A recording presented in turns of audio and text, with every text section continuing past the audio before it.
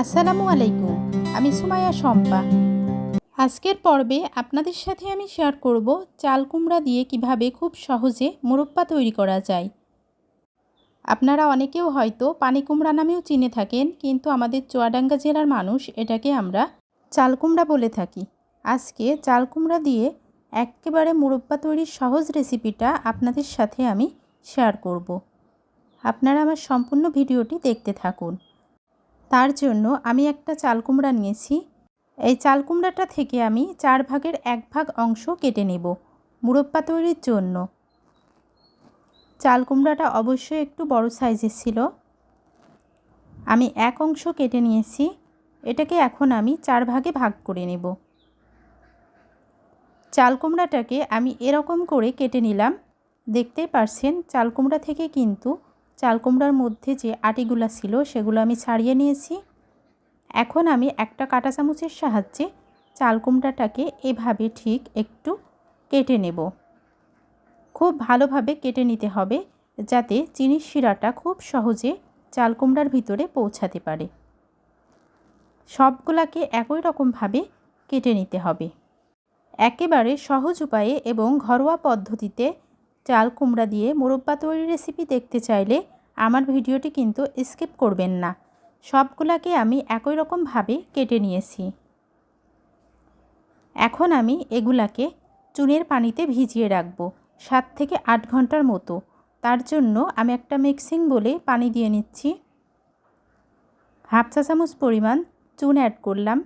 চুন কিন্তু 2 রকমের হয়, একটা হয় পাথরের চুন, একটা হয় ঝিনুকের চুন। অবশ্যই কিন্তু ঝিনুকের চুনটা ব্যবহার করতে হবে, কারণ পাথরের চুনের গন্ধটা একটু বেশি থাকে। সেই ক্ষেত্রে ধোয়ার পরও গন্ধটা যেতে চায় না। আমি খুব ভালোভাবে চুনটাকে পানির সাথে মিশিয়ে নিলাম। এখন আমি কেটে রাখা কুমড়াগুলাকে এই চুনের পানির মধ্যে দিয়ে নেব। চুনের পানির মধ্যে এই কুমড়াগুলাকে ভিজিয়ে রাখলে কুমড়াটা একেবারে শক্ত হয়ে যাবে। মূলত এই শক্ত করার জন্যই কিন্তু কুমড়াটাকে চুনের পানিতে ভিজিয়ে রাখা হয়। ফিরে আসবো 7 ঘন্টা পর, ততক্ষণ সঙ্গে থাকুন। আমি 7 ঘন্টা পরে ফিরে আসলাম। কুমড়াগুলো কিন্তু একেবারে শক্ত হয়ে এসেছে। আমি উপর থেকে কুমড়াগুলো তুলে নেব, কারণ চুনের পানিটা কিন্তু একেবারে চুনগুলা নিচে চলে গিয়েছে। তাতে আমার ধোয়ার ক্ষেত্রে একটু সুবিধা হবে। কমপক্ষে 10 থেকে 15 বারের মতো এই কুমড়াগুলোকে আমি ধুয়ে নেব, যতক্ষণ না পানিটা একেবারে সাদা হয়ে আসবে। চুন থাকলে তো আমরা বুঝতে পারবো যে পানির সাথে চুন আছে, তার মানে পানিটা একেবারে স্বচ্ছ হতে হবে।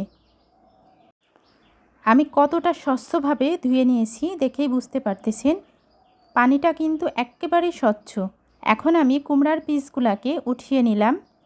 এবার পিস পিস করে কেটে নেব। আপনারা মোরব্বার পিসগুলোকে যেরকম সাইজ করে রাখবেন ঠিক সেভাবে কেটে নেবেন। অবশ্যই চুনের পানিতে ভেজানোর পর কুমড়াগুলো কিন্তু একেবারে শক্ত হয়ে এসেছে, আর কুমড়াগুলো শক্ত না হলে মোরব্বা তৈরির জন্য কিন্তু পারফেক্ট হবে না। এখন এই কুমড়াগুলোকে আমি 5 থেকে 7 মিনিটের মতো সিদ্ধ করে নেব। খুব বেশি সিদ্ধ করা যাবে না, তাহলে কিন্তু কুমড়াগুলো আবারও নরম হয়ে যাবে। আপনারা যারা আমার ভিডিওটি দেখতেছেন কিন্তু এখনও লাইক দেন নাই, প্লিজ একটা লাইক দিয়ে দেবেন। আমি চুলায় প্যান বসিয়ে দিয়েছি। কুমড়া সিদ্ধ হওয়া পরিমাণ পানি দিয়ে নিলাম। এখন এই পানিটাকে একটু গরম করে নেব। তারপর আমি কুমড়াগুলোকে অ্যাড করব। পানিটা গরম হয়ে এসেছে। এবার কুমড়ার পিসগুলোকে দিয়ে নিলাম। এটাকে আমি 5 থেকে 7 মিনিটের জন্য সিদ্ধ করে নেব। ততক্ষণ আপনারা সঙ্গে থাকুন। যারা আমার ভিডিওটি দেখতেছেন কিন্তু এখনও লাইক দেন নাই, প্লিজ একটা লাইক দিয়ে দেবেন। কুমড়াগুলো কিন্তু প্রায় সিদ্ধ হয়ে এসেছে। এখন আমি প্রত্যেকটা কুমড়ার পিসগুলোকে ছাঁকুনির সাহায্যে ছেঁকে উঠিয়ে নেব। একেবারে কিন্তু পানি রাখা যাবে না। আপনারা যারা আমার এই ভিডিওটি ফেসবুক থেকে দেখতেছেন, প্লিজ আমার পেজটিকে ফলো করে দেবেন। আর যারা ইউটিউব থেকে দেখতেছেন, প্লিজ আমার চ্যানেলটিকে সাবস্ক্রাইব করে দিবেন।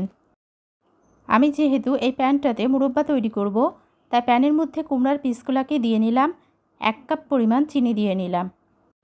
এবার আমি চিনিটাকে খুব ভালোভাবে হাতের সাহায্যে কুমড়ার সাথে মিক্সড করে নেব। অবশ্যই কিন্তু কুমড়াগুলো একটু গরম থাকা অবস্থায় চিনি অ্যাড করতে হবে। কুমড়াগুলো কিন্তু গরম আছে, যার কারণে আমার একটু হাত দিতে অসুবিধা হচ্ছে। আমি এগুলাকে একটু মিশিয়ে তারপর আবারও হাফ কাপ পরিমাণ চিনি অ্যাড করব। এটাকেও আমি খুব ভালোভাবে কুমড়ার সাথে মিশিয়ে নেব। তারপর 3 ঘন্টার জন্য রেস্টে রাখব। ফিরে আসব 3 ঘন্টা পর। চিনিটাকে যদি এভাবে মাখিয়ে 3 ঘন্টার জন্য রেখে দেওয়া হয়, তাহলে মুরব্বার ভিতরের অংশটা এক্কেবারেই সফট হয়। ফিরে আসলাম আমি 3 ঘন্টা পর।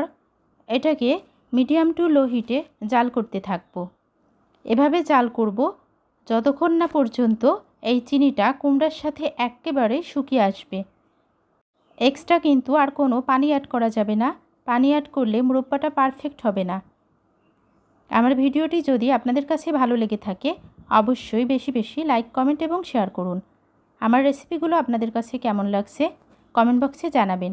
সুন্দর একটা ফ্লেভার আসার জন্য আমি একটা এলাচ অ্যাড করলাম। এটাকে আমি এভাবে নাড়া দিতে থাকব। আর মিডিয়াম টু লো হিটে জাল রাখতে হবে। যদি হাই হিটে আমরা জাল দিই তাহলে কিন্তু মুরব্বার কালারটা লাল হয়ে আসবে। চিনির রসটা এখনও শুকিয়ে আসেনি। আমি আরও 2 থেকে 3 মিনিটের মতো জাল করে নেব। আপনারা কিন্তু ঘরোয়া উপায়ে আমার এই রেসিপি ফলো করে খুব সহজে মিষ্টি কুমড়া দিয়ে মোরব্বা তৈরি করে খেয়ে দেখতে পারেন। আমি অবশ্যই এই মোরব্বা দিয়ে একটা ব্রেড রেসিপি আপনাদের সাথে শেয়ার করব। তাছাড়া মোরব্বা দিয়ে কিন্তু ব্রেড খেতেও ভালো লাগে অনেক। চিনির রসটা একেবারে শুকিয়ে এসেছে। এখন আমি এটাকে উঠিয়ে নেব। তারপর একটা একটা করে মুরব্বার পিস আমি ছড়িয়ে রাখব, যাতে একটার সাথে আরেকটা লেগে না যায়। সবগুলা পিসকে আমি এভাবে রেখে দিলাম। মুরব্বাগুলো 2 থেকে 3 ঘন্টা এভাবে রেখে দিলে এক্কেবারে কিন্তু পারফেক্ট হয়ে যাবে। মুরব্বাগুলো দেখে বুঝতে পারছেন আপনারা কতটা পারফেক্ট হয়েছে। খেতে কিন্তু অসাধারণ টেস্টি হয়েছিল। ফিরে আসলাম 3 ঘন্টা পর। মুরব্বার কালারটা জাস্ট অসাধারণ হয়েছে। সঙ্গে থাকার জন্য সবাইকে অনেক অনেক ধন্যবাদ। ভালো থাকবেন সবাই। আসসালামু আলাইকুম। আল্লাহ হাফেজ।